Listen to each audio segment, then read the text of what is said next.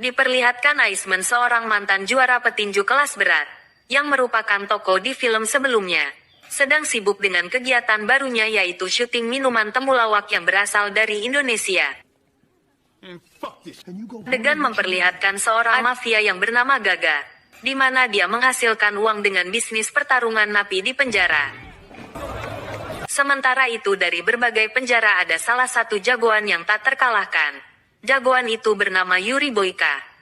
Boyka sendiri seorang jagoan yang banyak menguasai berbagai ilmu bela diri seperti rawa rontek, dan mengklaim dirinya sebagai petarung paling kompleks di dunia. Di sisi lain ada Iceman baru sampai hotel bersama manajernya hingga saat masuk ke kamar di belakangnya ada orang yang langsung memukulnya hingga pingsan. Di saat sudah sadar di sana sudah banyak polisi di TKP. Dan menemukan sebungkus barang haram berupa narkoboy.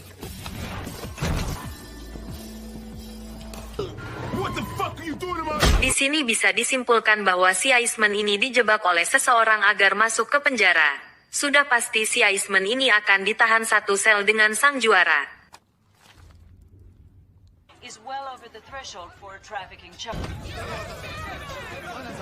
Ketika baru masuk penjara, Iceman meminta para sipir untuk membuatkan air hangat untuk mandi.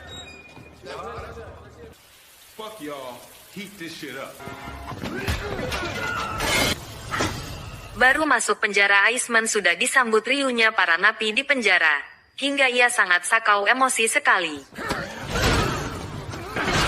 Iceman sendiri ditempatkan satu sel dengan seorang napi pecandu narkoboy yang nantinya jadi sahabat karibnya. Esok paginya saat Iceman makan ia pun menjadi pusat perhatian para napi di sana. Wajarlah di mana si Iceman ini seorang mantan juara petinju kelas berat.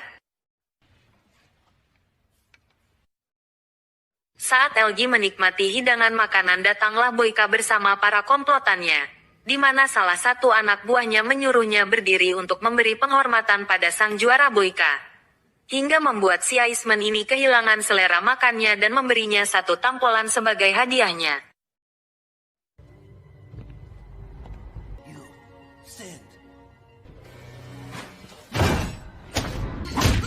Boyka menyombongkan diri bahwa di penjara ini Boyka lah sang legenda hidup.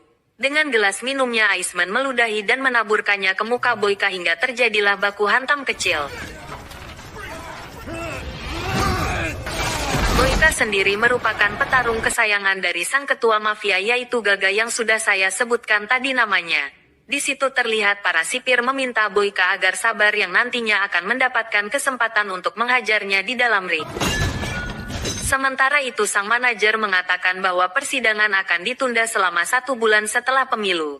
Dikarenakan dia kesulitan untuk mencari bukti dan saksi sehingga hal itu membuat Iceman sangat marah. Di kemudian hari saat sedang di taman Iceman melihat sang pecandu narkoboy sedang dibuli oleh anak buah Boyka. Hingga Iceman merasa miris melihatnya ia pun datang menghampirinya dan langsung membogem mentah mereka semua. Suatu hari diadakan pertandingan di penjara tersebut di mana Boyka akan bertanding dengan petarung dari penjara lain. Dan kita bisa melihat bahwa pertandingan tersebut menjadi ajang taruhan dan tontonan orang kaya serta mafia yang berada di luar sana.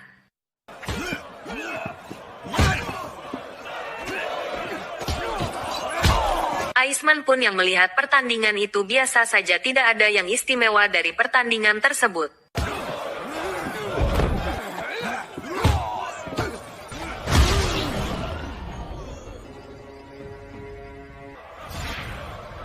Hingga kepala lapas menemui Iceman meminta agar mau bertarung dengan Boyka. Namun ia menolaknya mentah-mentah karena dia tidak berniat berlama-lama mendekam di penjara. Karena penolakan tersebut Iceman pun dipaksa untuk bekerja di bawah membersihkan saluran gas yang tersumbat. Tak sendiri Iceman ditemani oleh seorang pria tua yang sudah lama mendekam di penjara tersebut. Yang nantinya akan menurunkan ajian Pancasona yang sudah terkenal di Indonesia itu. Di lain sisi si pecandu didatangi anak buah Boyka untuk membujuk agar Iceman mau bertarung dengan Boyka. Dengan imbalah sebungkus narkoboy yang sangat nikmat bagi para pecandunya. Setelah mendatangi pecandu, mereka pun pergi menemui Iceman untuk berniat menghajarnya. Akan tetapi justru merekalah yang harus diajar habis-habisan olehnya.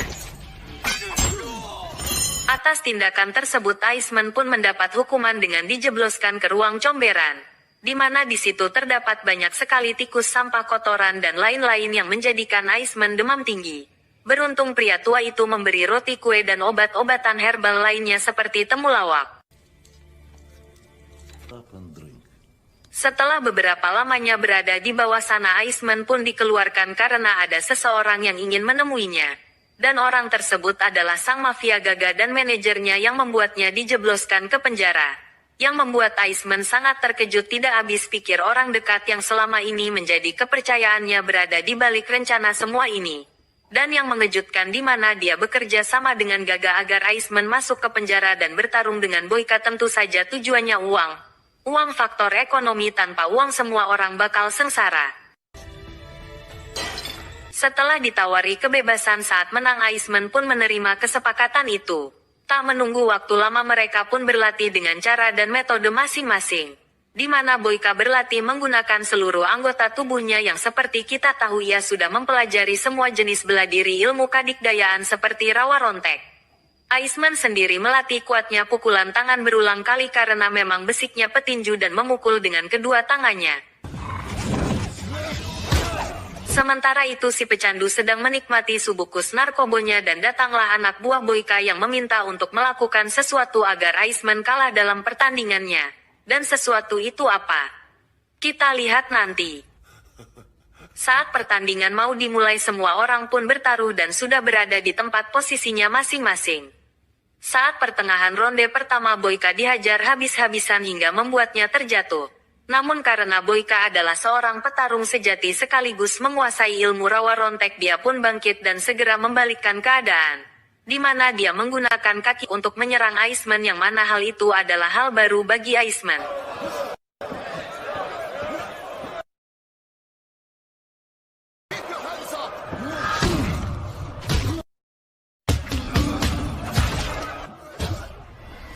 Sementara itu anak buah Boyka menyuruh menukar botol minum yang sudah diisi obat bius, dan hal itu diketahui oleh si pria tua.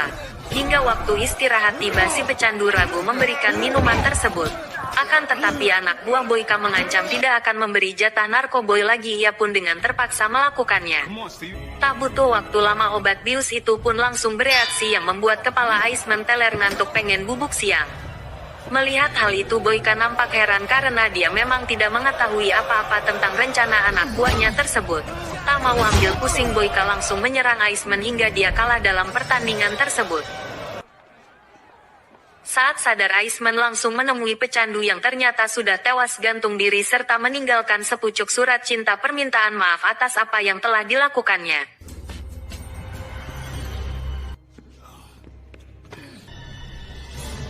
Kesal akan hal tersebut, Iceman mendatangi Boyka sambil mengatai petarung banci kaleng karena tidak sportif dalam pertandingan. Boyka yang memang tidak mengetahui apa-apa tentang hal tersebut lalu berkata, "Maksud lu apa, bajigur?" Hingga kepala lapas datang, Iceman langsung protes kepadanya, namun karena tidak ditanggapi dengan serius, Iceman pun melayangkan bogem mentah hingga tersungkur. Atas perbuatannya Iceman pun diikat di atas tiang sutet dan dibiarkan kedinginan di sana. Boyka merasa ada sesuatu yang salah dan mulai menginterogasi anak buahnya satu persatu hingga saat dia melihat kebohongan di mata mereka.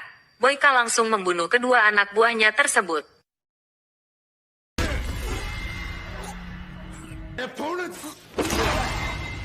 Dua hari setengah Iceman berada di luar sana membuat tubuhnya beku hingga berhalusinasi betapa nikmatnya secangkir kopi yang ditemani sebatang rokok.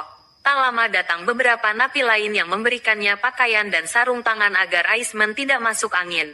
Ingat, masuk angin mah obat dikerokin, lalu siapa yang mau ngerokin? Hingga sipir datang menginterogasi mereka. Semua napi pun maju dan mengaku bahwa mereka semualah pelakunya. Hal itu tentu membuat Iceman sadar bahwa kita sebagai makhluk sosial yang hidup berkelompok sepantasnya saling menolong satu sama lain. Tak lama sang mafia Gaga datang. Kepala lapas dimarahi atas perbuatannya karena jika sampai terjadi sesuatu pada Iceman maka Gaga akan rugi jutaan dolar. Oleh karena itu Iceman adalah aset yang sangat berharga baginya yang barang pasti harusnya dilindungi. Setelah Iceman dilepaskan, Gaga menemuinya dan memintanya untuk bertarung sekali lagi dan jika dia menang maka Iceman mendapatkan kebebasannya. Kali ini Iceman minta satu syarat lagi kepada Gaga untuk memberikan mantel baru yang nantinya diberikan kepada para napi yang sudah membantunya di luar sana.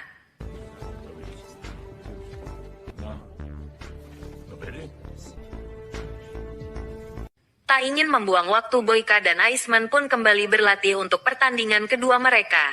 Namun yang berbeda kali ini adalah Iceman dilatih oleh si pria tua yang ternyata dulunya merupakan petarung yang kehilangan kedua kakinya akibat ditembak oleh para sipir.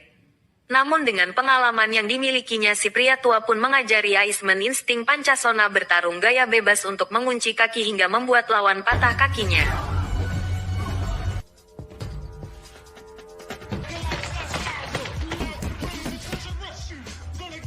Tiba saatnya penonton dan para mafia bertaruh atas pertandingan kedua kalinya mereka. Iceman dan Boyka masih menggunakan teknik yang sama masing-masing hingga pertarungan berjalan cukup sengit dan menegangkan.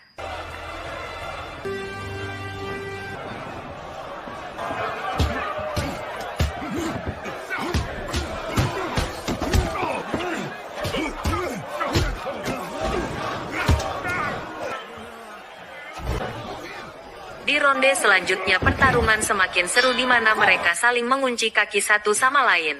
Namun tak cukup untuk melumpuhkan lawannya.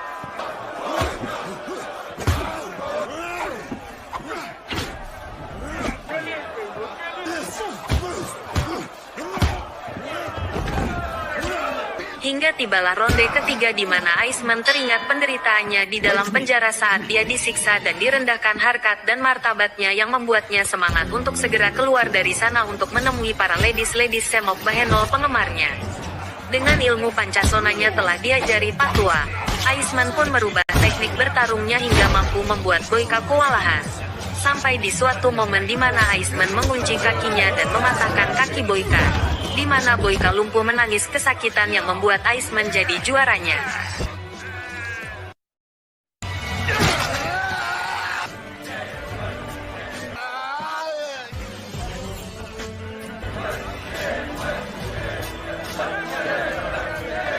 Sesuai kesepakatan, Iceman pun langsung dibebaskan dari penjara dan mendapatkan bagian uang sekoper dari hasil pertandingannya tersebut. Namun Iceman dengan pribadi yang baru pun memberikan uang tersebut kepada kepala lapas dan menukarnya dengan kebebasan si pria tua yang melatihnya.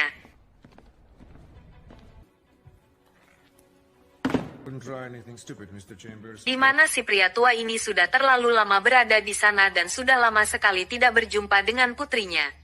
Hingga saat mereka bertemu akhirnya si pria tua tersebut bisa bahagia kembali dengan si putrinya yang sangat dicintainya.